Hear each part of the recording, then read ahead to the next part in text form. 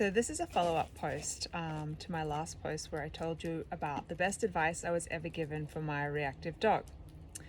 And basically it was to stop everything that we were doing. Stop training, stop going for stressful walks, stop exposing my dog, stop trying to get her used to everything basically. Stop trying to change her and fix her and really focus on building our connection instead.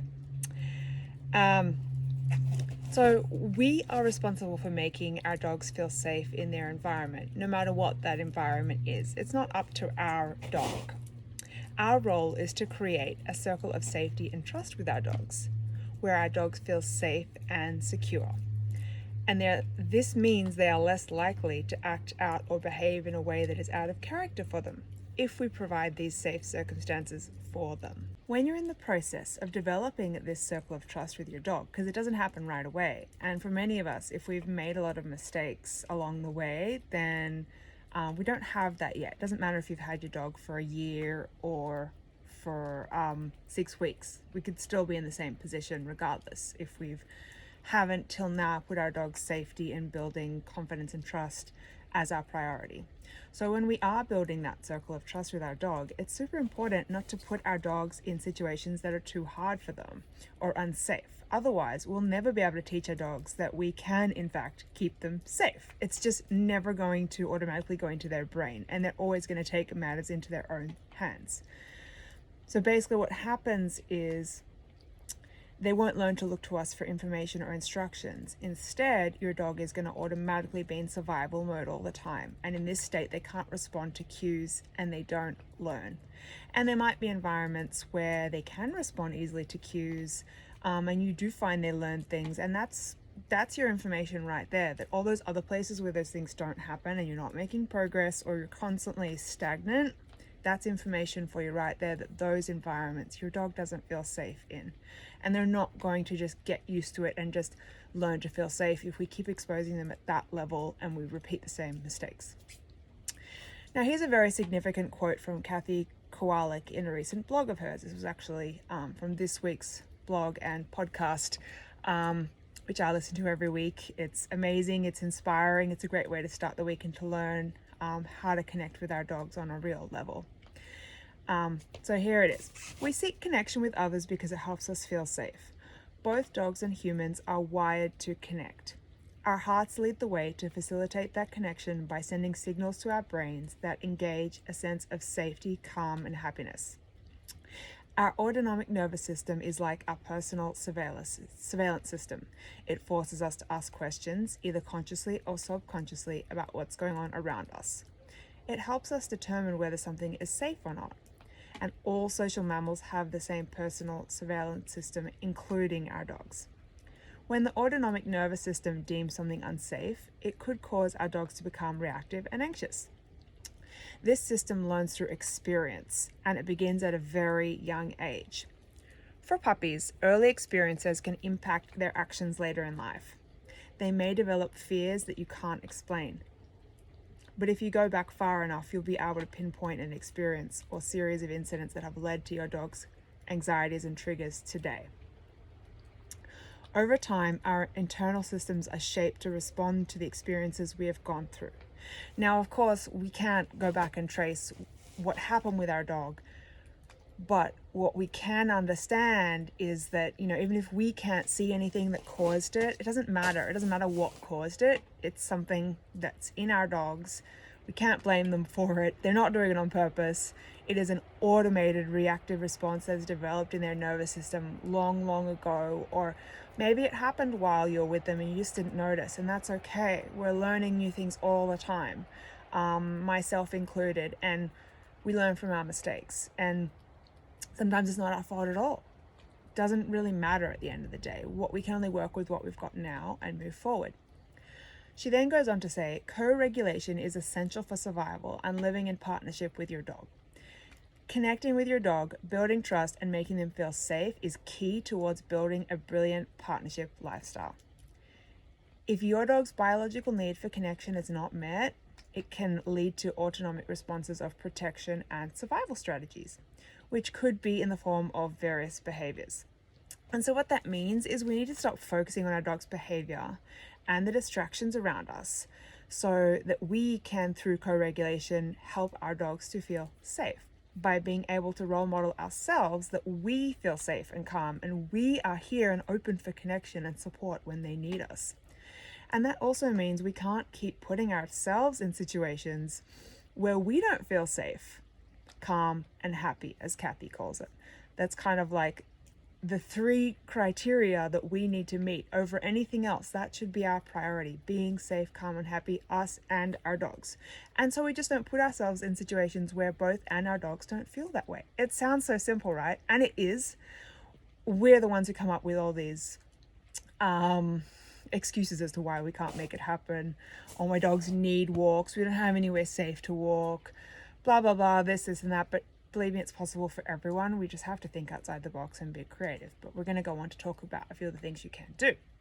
So this is going to be a pretty long video, but I hope you find it really helpful. And so we need to meet those 3 specific criteria to build that circle of safety I was talking to you about with our dogs, to enable them to be able to co-regulate with us instead of going into that fight or flight autonomic protective state. And in turn, working through those layers of reactivity that are stored in the nervous system of our dogs' bodies. That's what it'll allow us to do. Allowing them to slowly unpeel as we actively create circumstances and situations where we can connect with our dogs and can focus on building confidence, not focusing on their behavior constantly, and us and them being on high alert for triggers. And that's what happens when we go for walks. You know, even if it only happens 1 in 10 walks, your body, even though you're not realizing it, subconsciously is seeking out those triggers, waiting for something bad to happen. And so is your dog, because they are so tuned into us and they co-regulate with us. Not the other way around. We don't teach them how to behave. They behave because we are behaving the way we want them to behave.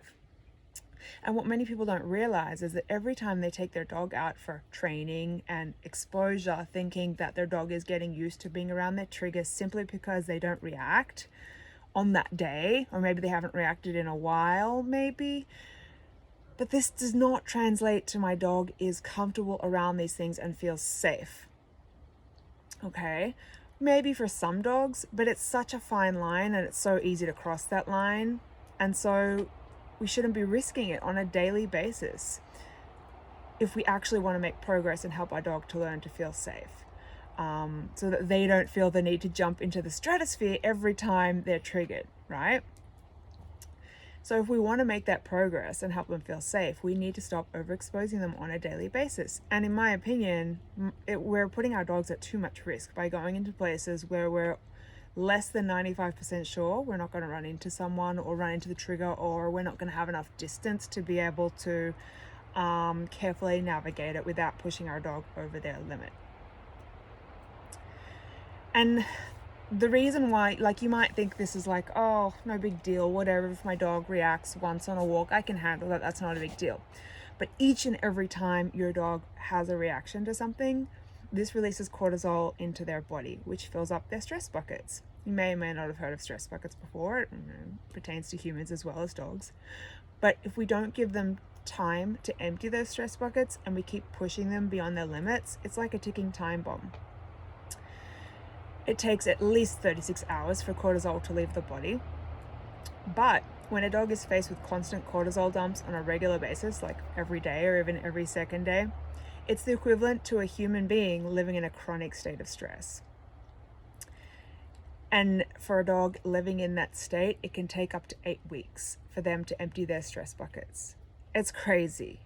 But and sometimes that's when we get a new dog, why we should spend the first 2 months not going for walks, not exposing them, not socializing them. When we get a new puppy that's come from their litter, they're used to being around their litter mates all day, every day, and then they suddenly come to our new environment. It's no wonder they develop all these problems, and they don't come out right away. They don't manifest right away. They come out a bit later, and we think we've got this great puppy that doesn't react to anything, and then all of a sudden it comes out of nowhere. This is just what happens. It's an unfortunate fact of nature and life and how dogs work, but it doesn't mean we're stuck there. But we need to acknowledge that when our dog is in a high state of stress, we need to give them that time to come back off that stress. So if we're putting them in these daily situations just because we think they need a walk, your dog's never going to recover from that. They're always going to be in a high state of chronic stress. And so what can we do? Well, we can make sure we're meeting their needs by focusing on connection, safety, confidence, and trust. Not behavior, not exposing them and trying to train them into behaving, because that is not the answer. Your dogs don't, it's not that they don't know how to behave. Their nervous systems need training in feeling safe. And that's how we should be looking at it. Not my dog needs training. My dog's nervous system and my nervous system need repeated exposure to feeling safe, calm and happy on a regular basis. And so, of course, if you do have the opportunity to take them to quiet places, like whether that means going somewhere on walks really early in the morning or late at night, or hopping in the car and driving somewhere where both of you feel safe driving to, then that's great. Do that. If there's a really, really, really low chance and you know it and you're sure of that, of running into triggers, then do that. I encourage you to do that. But if the car ride itself causes extreme stress, and then you get to the walk and you're out there for half an hour and your dog's wired the whole time running around like a crazy person, that's not helpful either, and that's causing cortisol dumps. So don't do that either. I mean, if that's your only option, maybe do that once a week, but I wouldn't be doing that every day. If the car ride, if your dog's barking the whole way there at everything they see, and they get there and they're like, oh my God, I'm a crazy person, that's not helpful either. So on the other hand, if they're a little bit stressed in the car and you see them visually relax on the walk, like, oh, thank God, I'm free. Like I used to see with my dog, we'd drive her 15 minutes out of town. We'd let her out of the car, and yeah, she had the zoomies for the first 5 minutes, but then she just started to calm down and relax and be a dog. And then I could see that was beneficial for her in that way, but it's not beneficial if our dog is like a crazy person the whole time.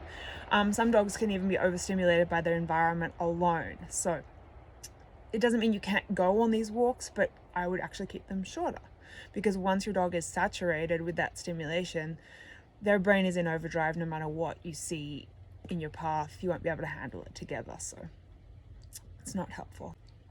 And so how do we know if a walk was beneficial for our dog, or an activity was beneficial for our dog, or non-beneficial? Well, it doesn't matter if they don't react on the walk, or you don't notice anything weird on the walk. You want to pay attention to their behavior for the next 24 to 48 hours and see, are they reacting more to stimulus they don't normally react to? Are they running to the door barking more often? Are they running to the window barking more often? Are they reacting to sounds more often? And that's how we know. We don't always make that connection, but it's always there. Between the activities that we do and the rest of our dog's lives are absolutely connected, and we need to be aware of that, because if we're not, and we're constantly putting our dog in these situations, then wondering why their reactivity in the rest of our lives is increased, that's usually why. So we need to be aware of that. So for some dogs, one off-leash walk a week, in a relaxing environment, or if we have to drive half an hour to get there, maybe for some of us, and that is reasonable for our dogs, for their well-being. If we can provide that for them, that's going to be enough to meet their exercise needs for now. I'm not saying forever, but we need to look at things from a for now perspective, not a my dog's never going to get to go for proper walks again perspective, because that's not the reality. But if you keep putting them in these situations that are too hard, these walks that are too stressful, then you're never going to make it to the what's next. You're going to be stuck in the my dog is reactive now, right? So and so for some dogs it might be one really nice nature walk where we go for a long hike in the woods on the weekend, and then during the week we stick to at home and backyard activities. And there's a big difference between, like, some people say, oh, that's cruel, dogs need to go to walks. What's cruel is people that leave their dogs in their backyard all day to bark and don't stimulate them in any kind of way. That's cruel. Or people that have large acreages and they think, oh, I'll just put the dog outside and the dog will entertain themselves all day and chase squirrels, and that's enough. That's not enough. That's not a dog's life. People think that's enough, but it's not. Dogs require us. Their biggest need is a connection with us, and to fulfill that social connection with us, their owners. They don't need a whole ton of social experiences if they have us and we fulfill that need for them. So we can absolutely do that at home with them in various creative ways. For some other dogs, maybe a short daily walk is enough, just to get out of the house, but not so much that they reach their limit. So if you know that maybe your dog can only last 5 minutes before they start reacting to things, then keep your walks to 5 minutes or under 5 minutes, and do that multiple times a day. If you have a route that, you don't have to pass that house that the dog's reacting or whatever, or maybe it's that 5-minute walk just to get out of the house and we do our other activities inside the house. That's what's going to allow your dog to move forward. You're not going to move forward if you do an hour walk and they're reacting the whole time, or even just being in the environment is too long. It overstimulates them and gets their body dumping cortisol because they're stressed. For other dogs that are very sensitive, if their stress buckets fill up, you might not be able to do any walks for a while, and that's okay. Just don't be tempted to replace all their activities with fetch. That's not a solution. Trust me, okay? Don't resort to thinking, oh, well, if I can't take my dog for walks because it's too stressful, I'm going to do all these really high energy games inside because that's what they need. They don't. And here's a big misconception that most of us don't realize. Leash walks, for the most part, are not exercise, okay? Unless you're walking for an hour or more, which would be far too much for most reactive dogs anyway to handle in a busy setting. It's just not exercise. Dogs are not getting exercise on leash. So if we don't have a safe place to exercise them off leash, these leash walks we're taking our dogs on daily because they apparently need walks, why are we doing them? Why are we putting our dogs through this? Why are we making excuses in our heads that dogs need walks? It's crazy. It's like they don't. We've been programmed to think they do. And I'm not saying that we just leave them alone all day. We're going to get to what things we need to do on our part, but they do not need these structured leash walks that are driving them crazy. So let go of that guilt or the feeling or that need to get out every day on a leash in your neighborhood, because that's the one thing that's holding you back. Who wrote the rule book anyway?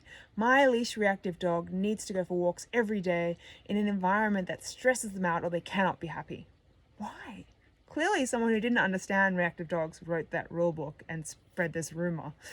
And it unfortunately got out of hand and we didn't realize soon enough. So the majority of people out there with reactive dogs are actually over-exercising them and overstimulating them daily, not what most people think. My dog needs more exercise, more stimulation, but that's actually where a lot of us are going wrong. We just don't realize it because we've never tried it.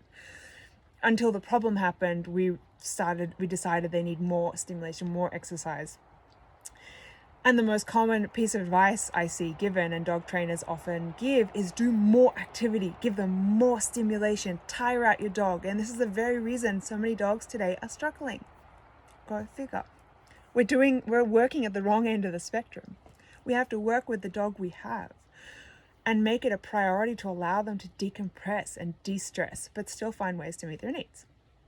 Even if your dog is a social dog, we don't need to feel guilty if the dog doesn't get regular dog interactions, if the process of doing so causes them too much stress. So whether it's driving to that location, whether the environment isn't safe, like there might be a risk of loose dogs running up to you in your play date, or whether they're reactive to people and they can't handle someone random walking through across the field that you're playing in. If we can't provide safe places to have play dates, then we shouldn't be having them.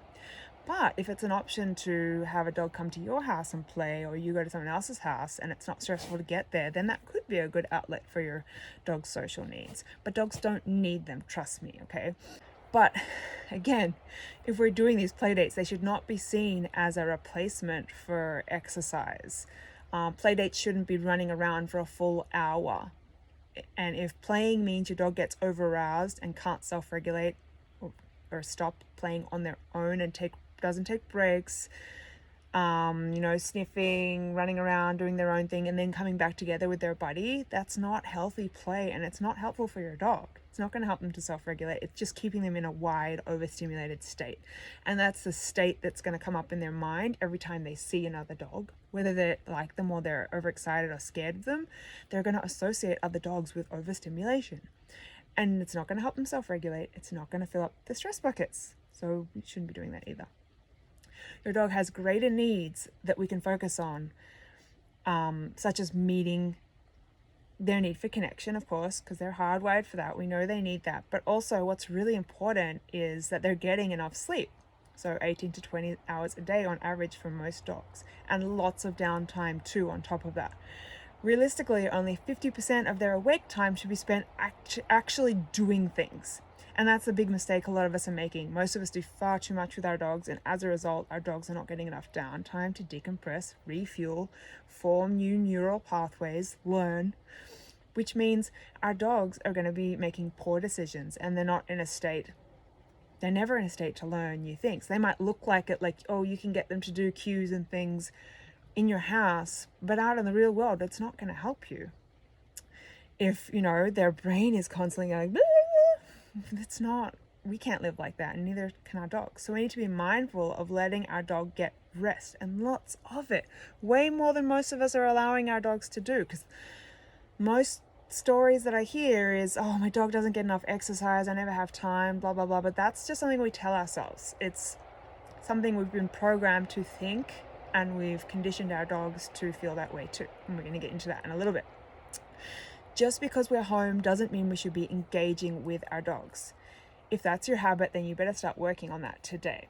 You're never going to get anywhere if you're always overstimulating your dog. Their nervous system needs time to just be relaxed, feel calm, so they can form those new neural pathways of feeling calm more often. And they can't do it if they're always busy. Just like us. Imagine if we didn't have weekends, or we worked 20-hour days and just had 4 hours off and no weekends. Like, we can't sustain that, and neither can our dogs. And that's what it's like when you're constantly entertaining them. Dogs develop habits based on what we expose them to and do more of. Think about that. So if we are a really mindful person, we do a lot of meditation and stuff, and that's what we expose our dogs to, that's what our dogs get used to. If we are busy all the time, we can't sit still, we ourselves don't take time for ourselves and to relax, our dogs can't learn to do it either. So keep that in mind. So if your dog is used to being busy all the time, because that's all they've known since we've had them, because we haven't really known what else to do, and that's no one's fault, just what we've been told, then that's what they expect from us on a regular basis. And they associate us. Sorry, I lost my train of thought there. I had to take a moment. So what happens is they associate us with this busyness, and it's a bad cycle to get trapped in, as when we reduce the busyness out of need or want, or we try something new, the campaigning starts from our dogs. They make us feel like we have to take them out, we have to keep them busy, but it's not what they need, trust me. And it's not what will help them to learn to self-regulate or co-regulate with us, which is our ideal goal for our reactive dogs. Not to be stuck in the habit of keep me busy or I'll bark at the window, keep me busy or I'll demand attention, keep me distracted or I'll react to that dog over there on our walk. We don't want that. Instead, we want to create healthy habits of looking to us for connection, guidance, safety, information, support, and comfort.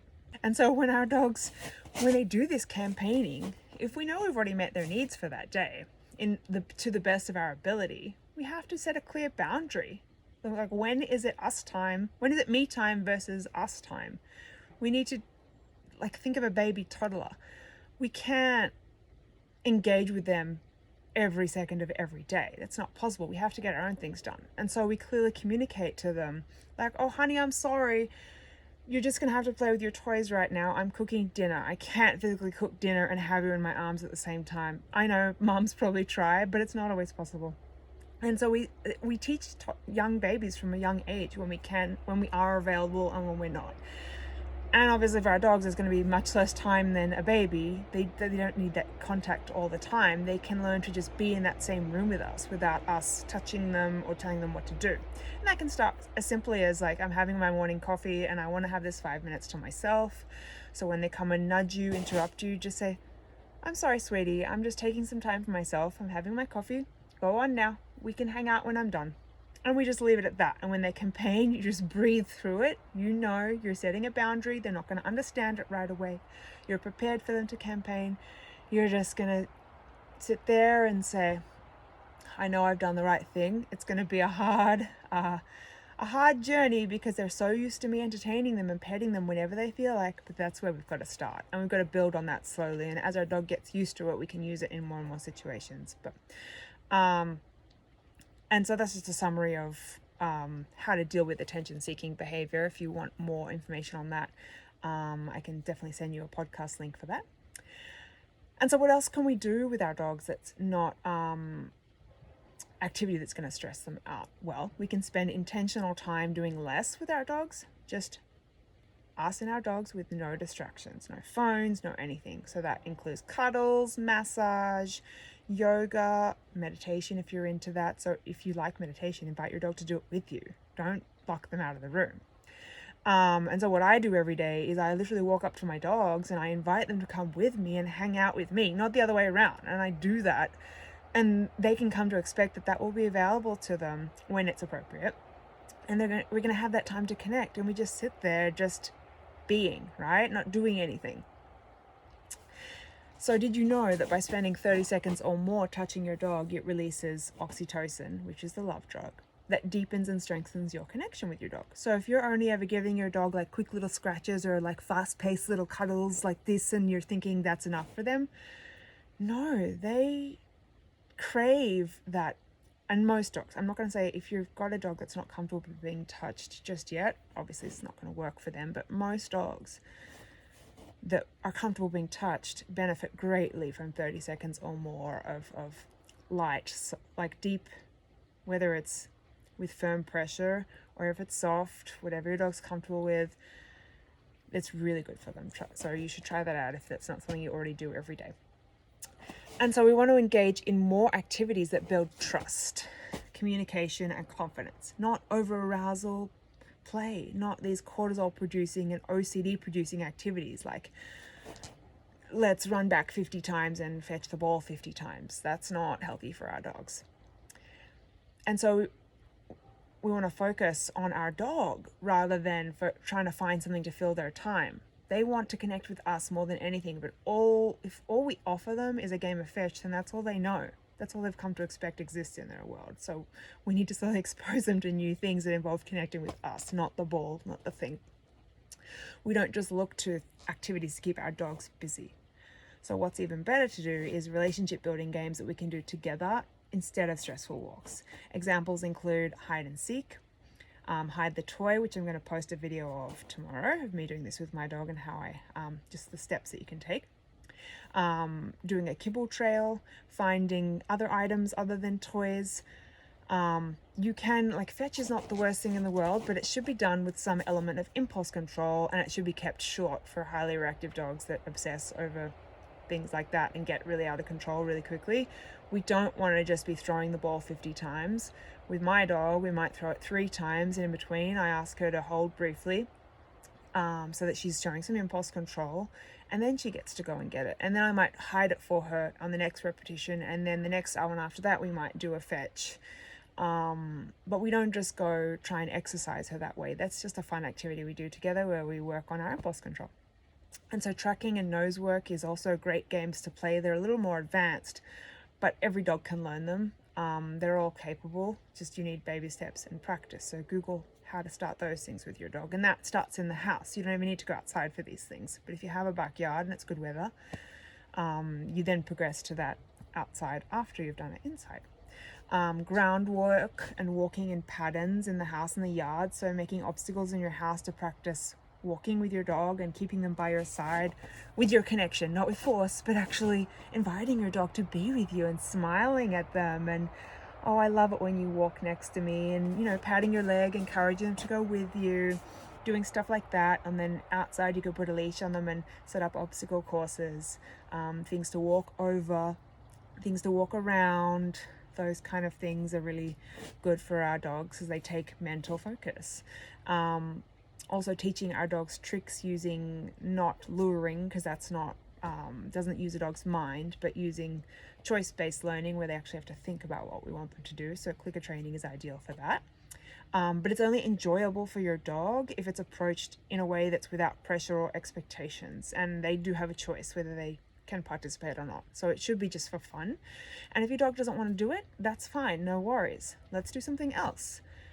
Give your dog agency to say no to things. That's a huge part in forming a connection with our dog and them trusting us, is us recognizing when they don't want to do something and saying, that's okay, we'll do something else. And so we want to look for areas in life that are contributing to reactive behavior and high arousal, which leads to cortisol dumping, which should only be a small percentage of our day that we allow our dogs to participate in high arousal activities, and over arousal, we should be trying to eliminate those altogether. That's things like barking at the windows, running up and down the fence line, being outside unsupervised in a backyard. Reactive dogs shouldn't really be doing. We shouldn't be putting our dogs in those situations. We should be out there with them, and we block off that window if possible, things like that. And the reason this is important is because these areas are causing trust leaks. If we're just allowing our dog to run around like crazy all the time and bark at things, we're not keeping them safe, and they're contributing to their stress and cortisol. So other activities I personally don't recommend at all, as you already know: mindless fetch with no impulse control, bike riding, cross-country skiing, any skiing, and jogging, unless you're using jogging as, say, the first 10 minutes of your walk to get rid of excess energy, and then you move to a slower walk where they're allowed to walk at their own pace and explore. The reason is because these activities where the dog is moving fast through an environment, they cause so much overstimulation, there's so many scents, and they don't have time to take it in. And that's not enjoyable for a dog. I know that we think it is because they'll follow us to the ends of the earth, but it doesn't mean they're enjoying it, and it's not helping your reactive dog. So don't take part in those activities, please. They're not helping you. So other things that we can do is mental stimulation that doesn't involve engagement, such as and this is on top of, so we need to meet their need for connection and doing things with them, so the activities that we're involved in. But on top of that, to help them as well, if they're not going for walks, is things like stuffed Kongs that are hard to de-stuff. They're not just peanut butter and they're done in 2 minutes. So really stuff things in there. And then frozen Kongs are at the next level, which are even harder. My dogs love those. We can also have them have bone time, so chewing bones that are safe, so not soup bones and not raw hide and things that have been sitting on a shelf. They should be fresh, raw bones that are fully consumable. And also do things like scatter feeding your dog, have a scatter feeding time where you throw their food around or hide it around the house and have them go and find it. That can be really fun for some dogs. Some dogs may not be interested in it. So don't do things that your dogs are not interested in. That's not going to be very helpful. Really, to summarize, you want to remove anything that causes stress, including our walks. We want to not be overstimulating them and make sure they're getting enough sleep, and not be encouraging them to do high arousal things that don't involve us. Especially, we don't want to give our dogs things to do that don't involve us. That's not helpful, because that's not helping us build our connection. And we don't want to be putting them in activities that cause them high arousal, because they should really only be doing that for a small percentage of their day. The rest of their day should be spent being calm. If we want our dogs to learn to be calm, we need to be calm with them, not doing these high arousal things. And really, the best advice I can give you is to stop focusing on your dog's behavior, because it's not that they don't know how to behave. Remember that when they do react, we need to be there to support them. I'll link a few of those mentioned podcasts to this video in the comments, but what we need to be focusing on is supporting our dog when they need it, and not putting our dogs in those situations that cause them stress on purpose. So that should be our focus, and building our connection so that they don't need to react, because they feel safe, they trust us, and that only happens if we stop putting them in those situations regularly. I hope you enjoyed this video. If you have any questions, put them in the comments.